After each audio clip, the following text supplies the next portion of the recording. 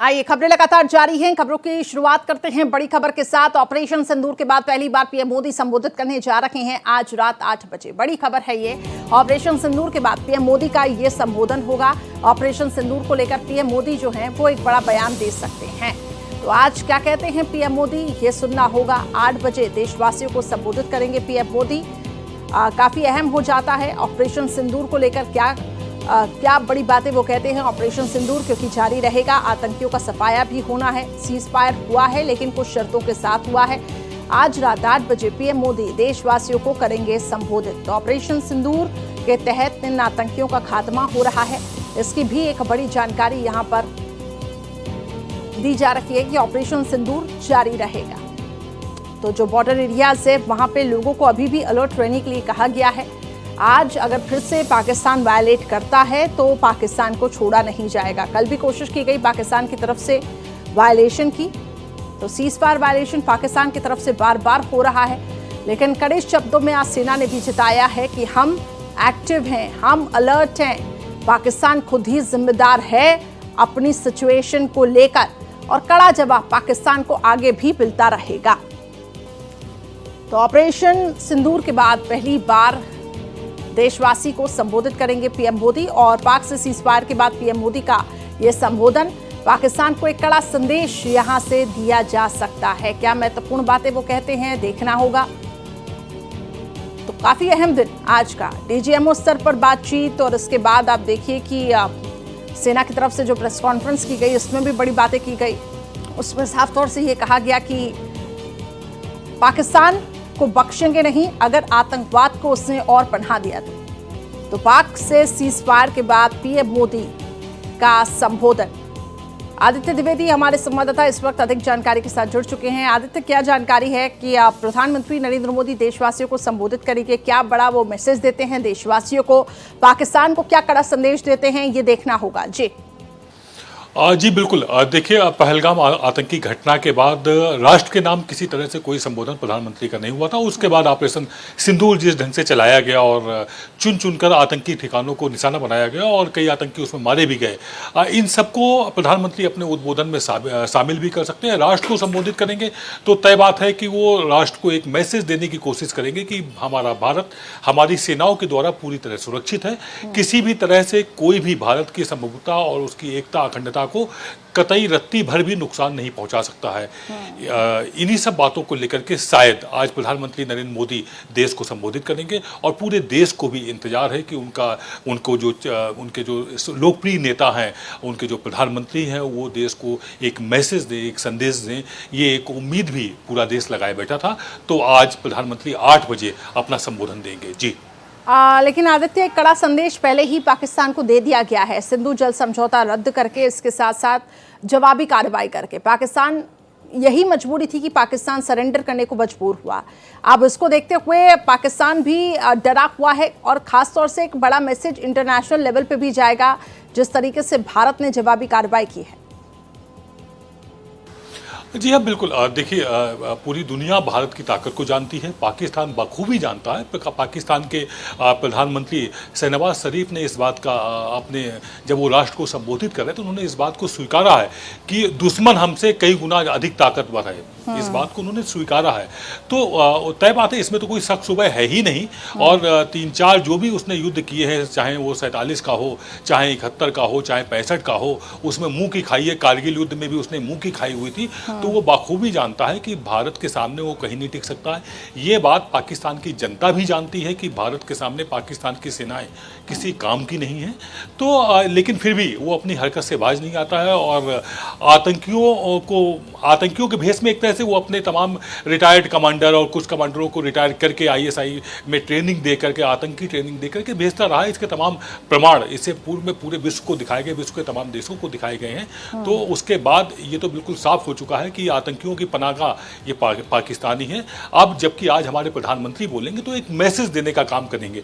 वो मैसेज देशवासियों को तो होगा ही होगा, उसके साथ में पड़ोसी दुश्मन राष्ट्र को भी वो मैसेज होगा। इसके अलावा विश्व के जो भी देश हैं उनके लिए भी मैसेज होगा कि किस तरह से भारत पिछले 75-80 सालों से लगातार आतंक से जूझ रहा है, आतंकी घटनाओं को बर्दाश्त कर रहा है, कितना नुकसान उसने सहा है, कितने बलिदान उसने सहे हैं। इन सब बातों का एक समावेश होगा और इसी को संबोधित करते हुए प्रधानमंत्री राष्ट्र के नाम संबोधन करेंगे। ठीक है आदित्य बनरी, मेरे साथ दो सहयोगी और जुड़ चुके हैं, मेरे साथ विकास अब्रोल और रमेश सिंह। विकास, आपके पास पहले आना चाहूंगी। फिलहाल घाटी में बताइए किस तरीके का माहौल बना हुआ है, क्योंकि आज जो प्रेस कॉन्फ्रेंस की गई उसमें भी कहा गया कि हम जवाबी कार्रवाई कर रहे हैं। कल भी खबरें सामने आई थी सीज फायर के वायलेशन की, फिर आज रात 8 बजे प्रधानमंत्री देश को भी संबोधित करने जा रहे हैं। जी विकास। जी देखिए, जो सीज फायर की घटनाएं हैं वो कोई खास नहीं है यहाँ पर, और उसके बकायदा जब एक भी गोली चली तो उसका जवाब 100 गोली से दिया गया है। फिलहाल अभी कल से जो माहौल है शांतिपूर्ण है यहाँ पर। बॉर्डर इलाके में फिलहाल अभी सब लोगों की वापसी नहीं हुई है।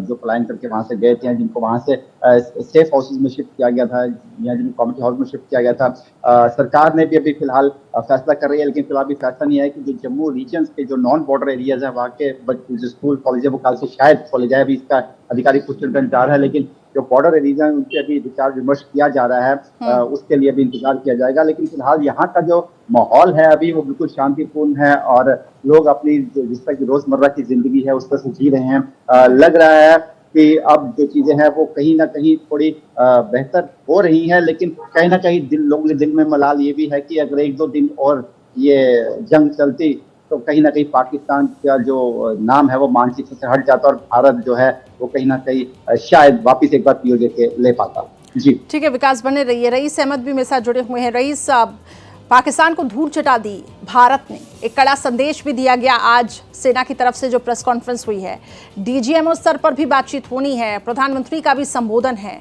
बेहद खास दिन आज। जी हाँ, बिल्कुल। जिस तरह से एलओसी पे हम लगातार देख रहे थे कि पाकिस्तान की ओर से जो है वो सीज फायर का उल्लंघन लगातार किया जा रहा था। पिछले 15 दिनों की अगर हम बात करें तो लगातार पाकिस्तान यहाँ से जो है वो सीज फायर का उल्लंघन कर रहा था और ऐसे में भारतीय सेना जो है वो उसका मुंह तोड़ जवाब दे रही थी। लेकिन सबसे यहाँ पे खास बात यह है कि अब ये सीज फायर जो है इसकी अनाउंसमेंट हुई है, युद्ध विराम हुआ है। तो ऐसे में जो सरहद पे रहने वाले लोग हैं वो काफी खुश है, क्योंकि अब वो अपने घरों को वापस लौटेंगे। और आज हमने श्रीनगर में भी देखा, बारामूला में भी देखा, जो नॉर्मल लाइफ है वो वापस पटरी पे आ रही है, दुकानें खुल रही है, लोग जो है वो बाहर निकल रहे हैं और तमाम चीजें जो हम यहाँ पे कश्मीर में देख पा रहे थे जो डिस्टर्ब थी, धीरे धीरे लाइफ जो है वो नॉर्मल होने लगी है। लेकिन ऐसे में अब आज पीएम का संबोधन भी है, आज वो एड्रेस करेंगे पूरे नेशन को और इसके साथ साथ जो तीनों सेना के प्रमुख है उनकी भी मीटिंग होनी है। तो लगातार हम यहाँ पे देख पा रहे हैं कि जिस तरह से युद्ध विराम हुआ है उसके बाद अगर पाकिस्तान फिर से कोई उल्लंघन करता है तो इसके बाद जो है वो कड़ी कार्रवाई जो है वो यहाँ से भी अमल में लाई जाएगी। इसकी जो है वो पहले ही जो है इसके बारे में कहा गया है और साफ कर दिया गया है कि अब किसी भी तरह का उल्लंघन जो है सीमा पे वो बर्दाश्त नहीं किया जाएगा और अगर इस तरह की हरकत उस ओर से होती है, उस तरफ से होती है तो एक कड़ा जवाब जो है वो यहाँ से जाएगा। ठीक है रईस, बने रहिए। आदित्य, पाकिस्तान पर विश्वास नहीं किया जा सकता एक बार फिर से, क्योंकि काफ़ी ऐसे जानकार हैं जिनका ये कहना है कि क्या ये एक बड़ी भूल तो नहीं होगी पाकिस्तान पर एक बार फिर से विश्वास करके, क्योंकि इतिहास गवाह है कि पाकिस्तान अपनी बातों से कई बार पलटा है। जी देखिए, भारत बिल्कुल भी पाकिस्तान पर विश्वास नहीं कर रहा है और हमें नहीं लगता है कि विश्व का कोई भी देश पाकिस्तान पर विश्वास कर रहा होगा। भारत पूरी तरह से अलर्ट है। जब भी यहाँ पर सेना के तीनों प्रभारियों ने, डीजीएमओ ने बातचीत की है, आज भी उन्होंने बात की हुई है, प्रेस कॉन्फ्रेंस की हुई है, हमारी तीनों सेनाएं पूरी तरह से अलर्ट मोड पर हैं। बॉर्डर पर जो सेनाएं तैनात की गई थी वो पूरी तरह से तैनात हैं।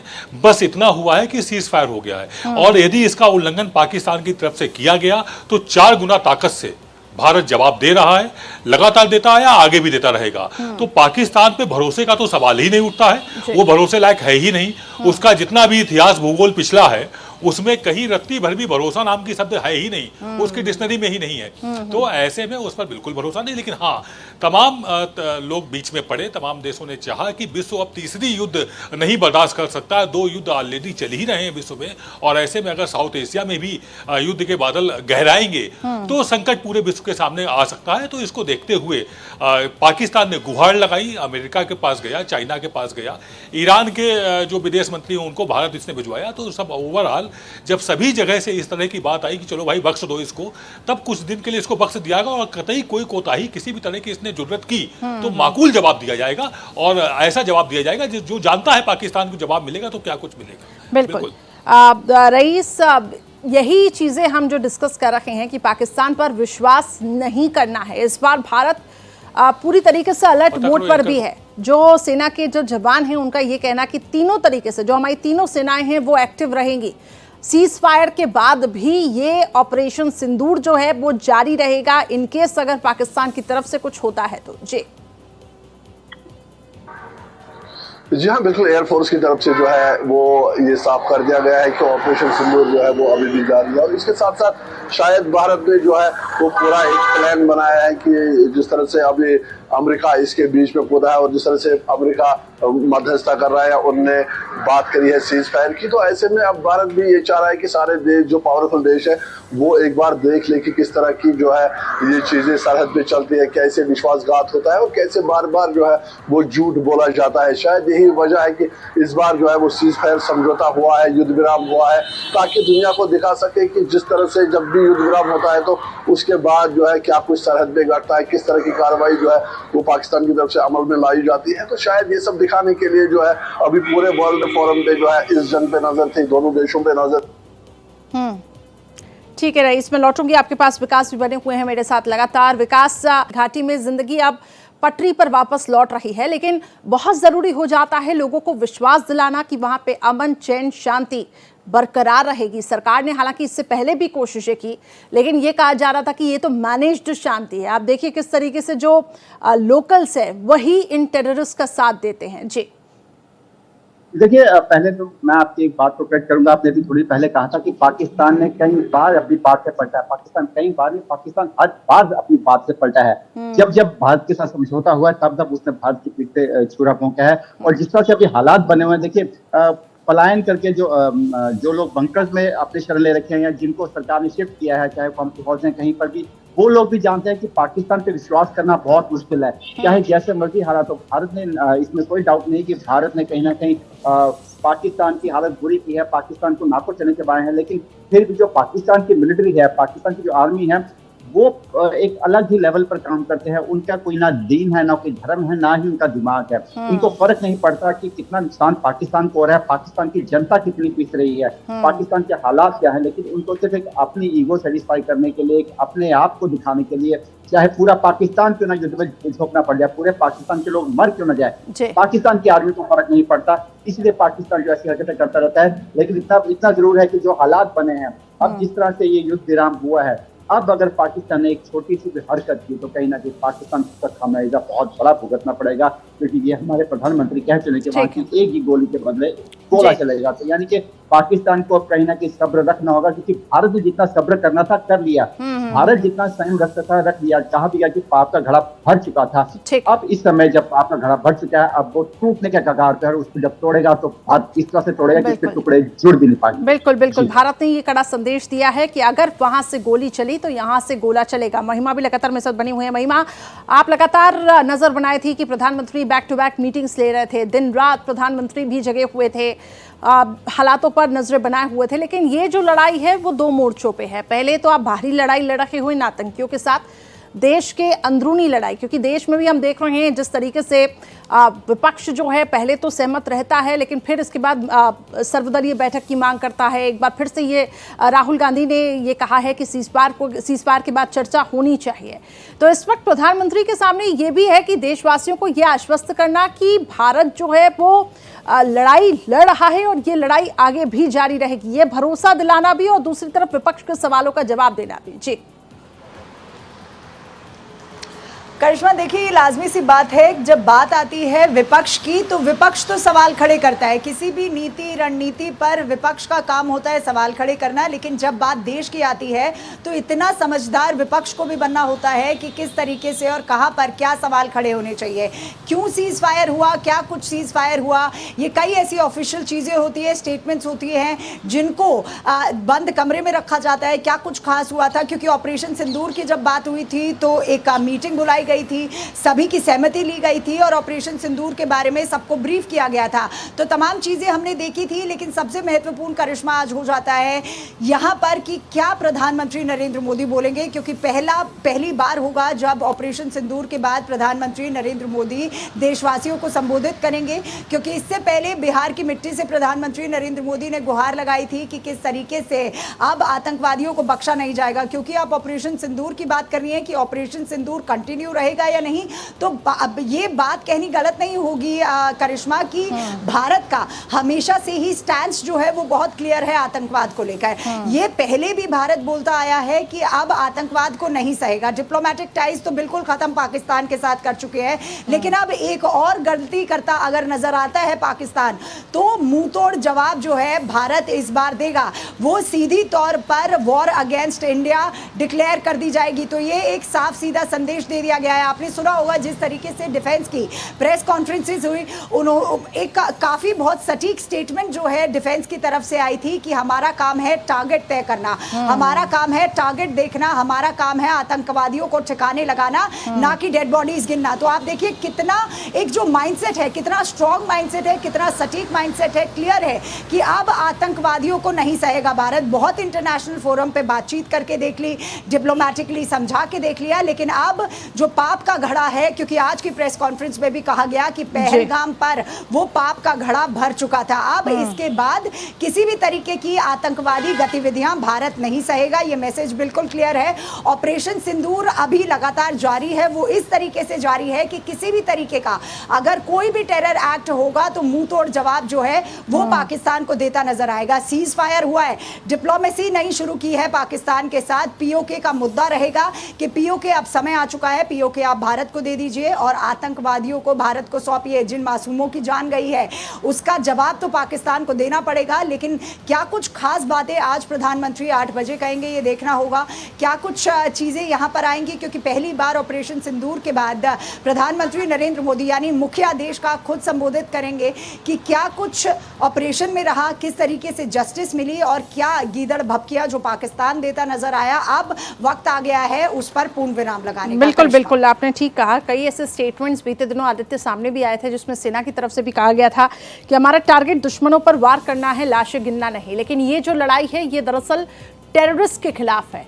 जो एक फेक प्रोपेगेंडा चलाने की कोशिश की गई कि भारत जो है वो सिविलियंस को टारगेट कर रहा है, ये बेहद गलत था। आज का संबोधन इसलिए भी खास हो जाता है कि पीएम मोदी पीओके को लेकर क्या कहेंगे, पाकिस्तान के साथ आखिर आगे क्या तनाव रहेगा, पाकिस्तानी नागरिकों की जिस तरीके से जो एंट्री है वो बैन रहेगी, उनके वीज़ा को जिस तरीके से रद्द किया गया है। तो ये तमाम फैसले इस संबोधन के बाद आगे भी लिए जा सकते हैं। जी बिल्कुल करिश्मा, सही कहा आपने, क्योंकि सीज फायर के बाद से ही कई तमाम सवाल जो है लोगों के मन में भी उठने शुरू हो गए थे कि किस तरीके से जो सीज फायर है वो किया गया था, क्या कुछ ऑपरेशन में हुआ। ये तो हमारे सैन्य बलों ने बताया, डिफेंस मिनिस्ट्री ने बताया किस तरीके का हमारा एयर डिफेंस रहा। ये भी हमने देखा कि कितना मल्टीपल लेयर को पाकिस्तान जो है वो पार नहीं कर पाई। आज की प्रेस कॉन्फ्रेंस में बड़ी ही सटीक तरीके से समझाया गया था, एक ब्रीफ दिया गया था हमारे एयर डिफेंस सिस्टम के बारे में कि किस तरीके से हमने पाकिस्तान की से दागी गई मिसाइल हो या ड्रोन हो उसको ध्वस्त किया है। तो प्रधानमंत्री नरेंद्र मोदी किन किन बिंदुओं पर बात करेंगे, ये देखना दिलचस्प हो जाएगा। आज का दिन बेहद खास है। और आदित्य भी, महिमा कुछ कहना चाह रहे थे। आदित्य, जिस तरीके से हम ये कह रहे हैं कि लड़ाई अंदरूनी भी है और बाहरी आतंकियों के साथ तो हम निपट रहे हैं, लेकिन जिस तरीके से देश में भी स्लीपर सेल का खात्मा हो रहा है, यहाँ पे भी आतंकी जो है वो डरे हुए हैं और कोई अब हिमाकत नहीं करेगा भारत में घुसने के भी। जी जी बिल्कुल करिश्मा, देखिए 1971 के बाद ऐसा पहली बार हुआ है जब तीनों सेनाओं ने मिल करके कोई ऑपरेशन किया हुआ है, और उस ऑपरेशन के बारे में डिटेल से जो डीजी जो सेना के ने अभी आज प्रेस कॉन्फ्रेंस की थी उसमें जो बताया हुआ था, उसमें उन्होंने साफ कहा कि हमारा टारगेट आतंकी हैं, आतंकी ठिकाने हैं, और अगर उसमें सेना शामिल होती तो सेना को भी हम करारा जवाब देंगे। और उन्होंने ये भी बताने की कोशिश की कि सेना भी आतंकियों के साथ पूरी तरह से मिली हुई है, वरना भारत ने जो ऑपरेशन किया हुआ था ऑपरेशन सिंदूर, उसमें ना ही तो सेना को टारगेट किया गया था, ना ही किसी सिविलियंस को टारगेट किया गया था। जबकि पाकिस्तान का जो अटैक हुआ है उसमें हमारे 17 सिविलियंस मारे गए। तो जो टारगेट वहां के आतंकियों ने किया, लगभग वही टारगेट पाकिस्तान की सेना के द्वारा भी किया गया। हमारे यहाँ सिविलियंस 17 सिविलियंस मारे गए। साफ संदेश दिया हुआ है, हमारे यहाँ के जो सेना के प्रवक्ता थे उन्होंने स्पष्ट किया हुआ है कि आगे ये ऑपरेशन सिंदूर अभी कोई खत्म नहीं हुआ है, ये जारी है। किसी भी तरह की कोई कोताही होगी, कोई आतंकी घटना होगी तो एक टाप बार के तहत ही हम रिएक्ट करेंगे, 4 गुना ताकत से करेंगे, चाहे फिर वो सीज फायर हो या फिर आतंकी घटना हो। आज सभी को इंतजार है कि प्रधानमंत्री नरेंद्र मोदी क्या कुछ संबोधित करेंगे। राष्ट्र सुनना चाहता है प्रधानमंत्री को, तो आज वो जो इंतजार है पूरे देश को राष्ट्र के नाम संबोधन का, वो इंतजार आज रात 8 बजे करिश्मा दूर होगा। जी करिश्मा। बिल्कुल, और जो शहीदों की शहादत है उसको व्यर्थ नहीं जाने देंगे, ये भी एक संदेश यहाँ पे दिया गया है, और यही वजह है कि ऑपरेशन सिंदूर जो है वो जारी रहेगा। एक जाते जाते एक लास्ट कमेंट मैं विकास आपसे भी लेना चाहूंगी। घाटी में हालात अब स्थिर हो चुके हैं जैसा कि आप भी बता रहे हैं, लेकिन जम्मू की तरफ पे भी हमने बीते दिनों देखा कि किस तरीके से ड्रोन का जो साया था वो देखने को मिल रहा था। अब वहां पर भी सेना तैयार है, एक्टिव मोड पे है। हर जगह हम देख रहे हैं कि जो सेनाएं हैं वो अलर्ट मोड पर अब रहेंगी आगे भी। जी बिल्कुल, देखिए पाकिस्तान के साथ जब जहाँ जहाँ पे हमारे बॉर्डर्स हैं वहाँ पे सेना जो है हमेशा अलर्ट मोड पे रहती है। जैसे पहले कह रहा हूँ कि पाकिस्तान की फिक्र पर धोखा देना, और लगातार उसकी कोशिश करती है। और भारत की बाउंड्री ऐसी एलओसी है जहाँ से उसने कई बार जो है घुसपैठ करने की कोशिश की है आतंकवादी के।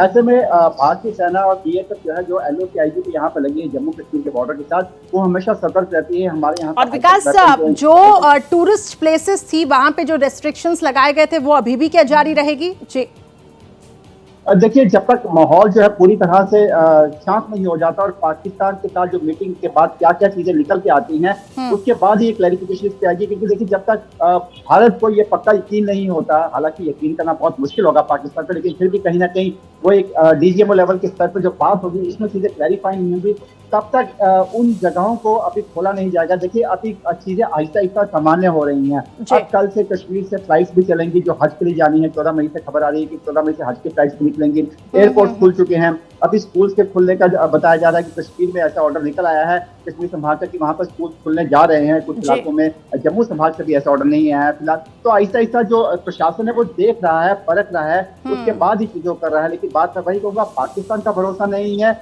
इसीलिए बॉर्डर पर हमारी सेना हमेशा 24 घंटे 365 दिन और लीप ईयर में 366 दिन पूरी तरह से वो मुस्तैद रहती है और पूरी तरह से बॉर्डर पे डटी रहती है ताकि पाकिस्तान की किसी भी एक्टिविटी को रोका जा सके और पाकिस्तान को उसकी औकात जो दिखाई गई है। हालांकि लोगों के मन में ये जरूर है कि ये जो वॉर है शायद 2 दिन और चलती तो शायद पाकिस्तान जो होता है वो घुटनों के बल आ जाता। लेकिन आज जो प्रधानमंत्री का जो अभिभाषण है 8 बजे, उससे कई चीजें क्लियर होंगी, लोगों के मन में जो शक छुपा है वो भी दूर हो जाए। लेकिन विकास, आज ये बात भी देखिए साफ तौर से कही गई कि हर वॉर जो है वो अलग अलग तरीके से लड़ा जाता है। जरूरी नहीं आप गोला बारूद से लड़े। पाकिस्तान को आर्थिक तौर पर कमजोर कर दिया, यही बड़ी बात थी कि पाकिस्तान घुटने टेकने को मजबूर हो गया।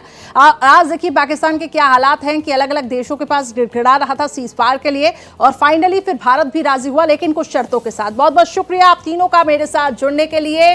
तो बड़ी खबर लगातार जिस पे भारत एक्सप्रेस की नजर बनी हुई है कि आज रात 8 बजे प्रधानमंत्री देश को संबोधित करेंगे।